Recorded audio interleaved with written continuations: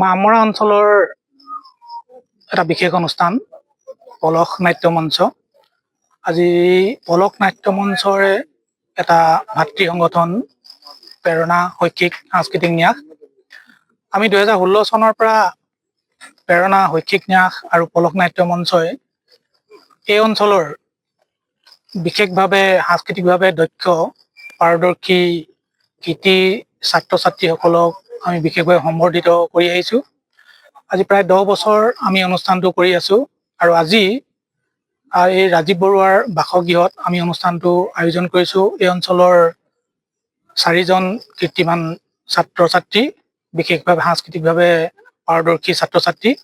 আজি আমি গোটেই অঞ্চলটোৰ সাংস্কৃতিক প্ৰতিভা সম্পন্ন ছাত্ৰ ছাত্ৰীক নিৰ্বাচন কৰি প্ৰতি বছৰে যিটো এইটো অনুষ্ঠান কৰি আছোঁ, এইটোৱে আমাৰ এই অঞ্চলটোৰ সাংস্কৃতিক জগতখনৰ ভৱিষ্যত উত্তৰাধিকাৰীসকলক চিনাক্ত কৰিবৰ কাৰণে আমি চেষ্টা কৰিছোঁ, যাতে আমাৰ এই অঞ্চলটোৰ সাংস্কৃতিকভাৱে সদায় জীপাল হৈ থাকে।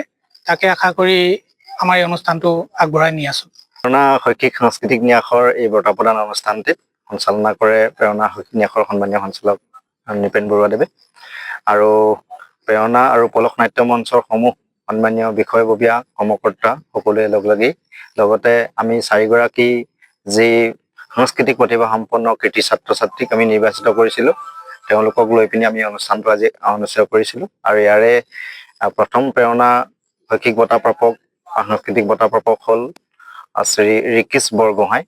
তেখেতে হাইস্কুল শিক্ষান্ত পৰীক্ষাত প্ৰথম বিভাগত উত্তীৰ্ণ হোৱাৰ লগতে তেওঁ ষ্টাৰ মাৰ্ক সহ উত্তীৰ্ণ হৈছে আৰু লগতে তেখেত সাংস্কৃতিক প্ৰতিভা সম্পন্ন ছাত্ৰ। আমি তেখেতলৈ এই বঁটা আগবঢ়াইছোঁ আৰু ইয়াৰ যোগেদি আমি আশা ৰাখিছোঁ যে এই তেওঁলোকৰ যি জীৱনৰ শৈক্ষিক দিশৰ লগতে যি সাংস্কৃতিক প্ৰতিভা, এই প্ৰতিভা যাতে আগবঢ়াই লৈ যায়। আৰু এই বঁটাটি প্ৰদান কৰিছে আমাৰ বৃহত্তৰ মাহমৰাৰ লগতে চৰাইদেউ জিলাৰ এজন বিশেষভাৱে সমাজহিতৈষী ব্যক্তি যুৱ নেতা শ্ৰীযুত মানি গগৈদেৱে। আমি তেখেতলৈ এচিগতে ধন্যবাদ জ্ঞাপন কৰিছোঁ। আৰু তাৰ লগতে তাৰ পিছতে আমি প্ৰেৰণাৰ অন্য এটি বঁটা আৰু সেই বঁটাটি দীপজ্যোতি মোহন স্মাৰক বঁটা হিচাপে আমি প্ৰদান কৰি আহিছোঁ 2016 চনৰ পৰাই। আৰু এই বঁটাটিত আমি তেওঁলোকক এইবাৰ বিশ্ৰামপুৰ উচ্চতৰ মাধ্যমিক বিদ্যালয়ৰ পৰা প্ৰথম বিভাগত সৰ্বোচ্চ নম্বৰ পাই, বিদ্যালয়ৰ ভিতৰতে সৰ্বোচ্চ নম্বৰ পাই উত্তীৰ্ণ হোৱা শ্ৰী ৰক্তিমজ্যোতি চুতীয়ালৈ আগবঢ়াইছোঁ।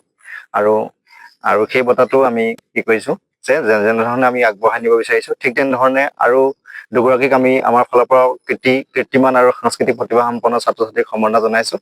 তেওঁলোক হ'ল শ্ৰী জ্ঞানদীপ বৰুৱা আৰু এগৰাকী হ'ল দীক্ষিতা গগৈ। আমি তেওঁলোকৰ উত্তৰোত্তৰ কামনা কৰিছোঁ। আশা ৰাখিছোঁ পলস তথা প্ৰেৰণা শৈক্ষিক ন্যাসে যি বাটে আগবাঢ়িছে, আমি ভাবিছোঁ সমাজখনক সংস্কৃতিময় কৰি তোলাৰ ক্ষেত্ৰত তেওঁলোকেও যাতে জীৱনত তেনেকুৱা পদক্ষেপবিলাক গ্ৰহণ কৰি সমাজখনক আগবঢ়াই নিয়াৰ চেষ্টা কৰে, দেশৰ মংগলৰ অৰ্থে কাম কৰে, নিজৰ জীৱনৰ লগতে দেশখনৰ কথা সমাজখনৰ কথাও যাতে তেওঁলোকে ভাবে, তাৰে কামনা কৰি আমি এই বঁটা আগবঢ়াইছোঁ। যিকোনো খবৰৰ বাবে যোগাযোগ কৰক 7099017330 লগতে 7099017110 নম্বৰত।